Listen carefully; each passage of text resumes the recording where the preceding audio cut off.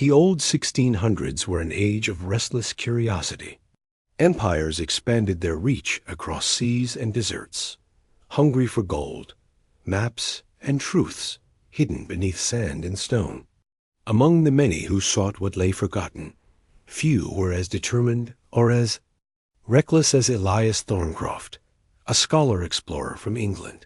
Born into a wealthy merchant family, he had the luxury of books and voyages. But unlike others who craved trade or power, Elias hungered for secrets. His heart was caught in the shadow of the Nile, where whispers spoke of a tomb no hand had touched since the dawn of Pharaoh's dot. It was in Cairo, during a dusty evening market, that Elias first heard the tale. A withered storyteller, his face carved, with lines of age and eyes sharp with warning, spoke of a golden chamber hidden beneath the shifting dunes, sealed by the gods themselves. Most dismissed the man's words as folklore, but Elias lingered. He pressed coins into the man's hand and asked for details. The old voice trembled as it spoke of a Pharaoh erased from history, not because of defeat, but because he had dared to challenge death itself. The tomb, the man swore, was cursed, and to enter was to awaken what should never stir again. Elias ignored the warnings. For him, superstition was merely history blurred by fear. The old 1600s were no time for priests and curses. They were an age of reason, an age of discovery. And if such a tomb truly existed, he would find it. Weeks later, under the merciless sun of the desert, Elias and a band of hired men unearthed the buried mouth of stone. The sand had concealed it for centuries, yet the entrance remained intact, its seam sealed with a mortar as strong as time. Hieroglyphs covered the doorway, etched in gold leaf that shimmered faintly in torchlight. His crew hesitated. One whispered, "Of eyes that watched from the dark." Another swore the air itself grew heavy as they approached. Elias alone touched the stone, running his fingers across the markings. He could not yet read them all, but he understood enough. Warnings, invocations, a plea to the gods to keep something within. Still, the seal was broken. The grinding of stone echoed across the desert night as chisels and levers forced the entrance. Open. The air that escaped was not a mere breeze, but a breath ancient, suffocating, as though the tomb exhaled after centuries of silence. Some of the men turned back then, claiming their pay was not worth the wrath of spirits. Elias let them go. He needed only a few loyal hands, and his ambition outweighed their fear. Torch in hand, he descended the steps into the bowels of the earth. The passage was narrow, suffocating, its walls gleaming with inscriptions pressed into sheets of hammered gold. Every surface shimmered as though the corridor itself were alive. His boots crunched upon sand and fragments of pottery, remnants of offerings long decayed. The deeper they went, the quieter it grew, until even the sound of their breathing seemed too loud. It was in that silence that the whispers began. At first Elias thought it was the echo of his own men. Yet the words were in a tongue unfamiliar, rolling and hissing, more felt than heard. His companions looked to one another, pale-faced, swearing they had heard the same. Elias dismissed it with forced calm, yet his fingers trembled around the thee. Torch. He pressed forward. At the end of the corridor lay the chamber. And when Elias stepped inside, he forgot to breathe. The room was unlike anything he had seen. Its walls were pure gold, etched with hieroglyphs that seemed to ripple in torchlight. Scenes of gods and men stretched across the surfaces, but the stories they told were wrong, inverted. Osiris, Lord of the Dead, was not shown in triumph, but in chains. Ra, the sun god, did not sail the skies, but bowed before a crowned figure. And at the center of it all stood a statue, a pharaoh, life-sized, carved and plated in gold, so polished it reflected their own faces back at them.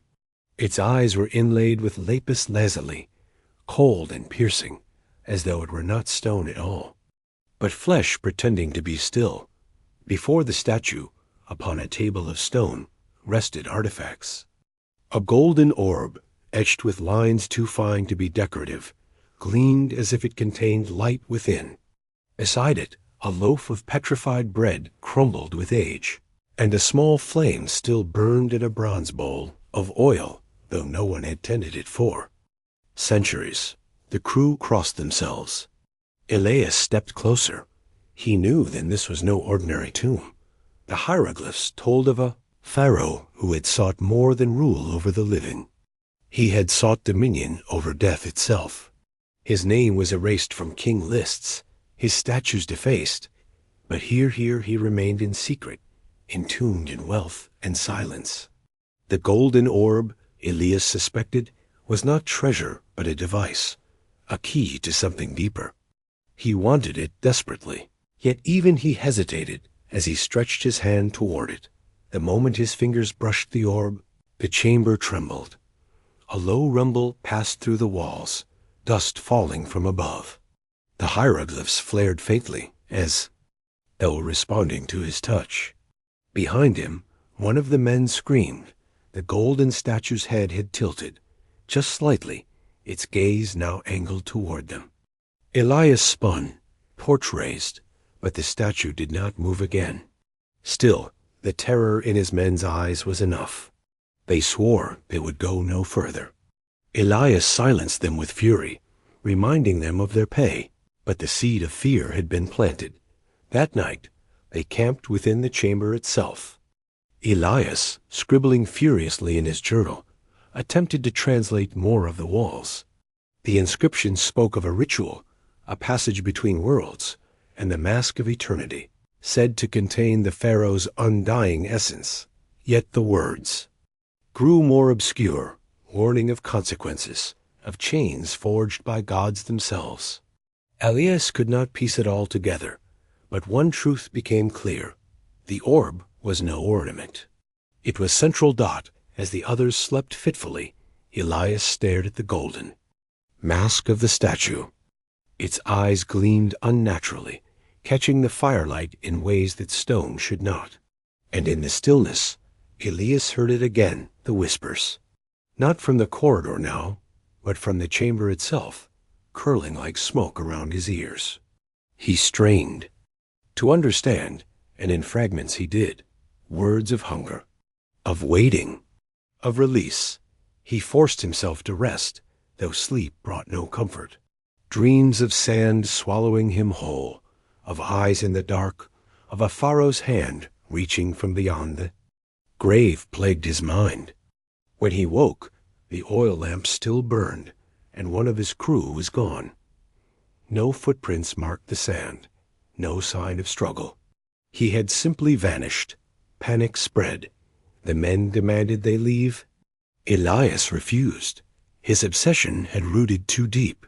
"We are on the verge of the greatest discovery of our age," he insisted. "We stand where no man has stood in 1,000 years. Do you not see? We are rewriting history." But the more he spoke, the more their fear hardened into defiance. Only 2 remained loyal, swayed by gold and the promise of riches. The others fled back into the desert, leaving behind their packs and torches. Elias let them go. Fewer mouths meant fewer distractions. It was then, with only 2 companions, that Elias dared to lift the orb from its pedestal. The chamber shuddered violently, dust cascading in sheets. Somewhere in the walls, ears groaned, and a section of the golden surface slid open, revealing a passage descending deeper still. Elias's heart thundered. The orb pulsed in his hands, warm, as though alive. His men begged him to put it back, but Elias could not. The path was open, and he would follow it. Together, trembling, they descended into darkness. The descent led them into a corridor unlike the first. Here, the walls were not adorned with gold, but black stone veined with streaks of silver. Torches flickered strangely, as though the flames bent away from the carvings. The air thickened, damp and heavy, carrying a faint metallic tang like blood. Elias ran his fingers across the walls, tracing lines that coiled and looped into shapes that resisted understanding. They were not hieroglyphs, at least, not of the kind he had studied. These were older, more primal. Warnings, perhaps, or invocations. Behind him, his two remaining men muttered prayers in their own tongue. They feared every shadow, every sound that slithered through the corridor. Yet Elias pressed forward, orb clutched tightly, its faint glow. Guiding him deeper than the torchlight could reach at last, the passage opened into another chamber vast, circular, its ceiling lost in darkness. Pillars carved like human figures lined the perimeter, each bound in chains that were etched into the stone itself.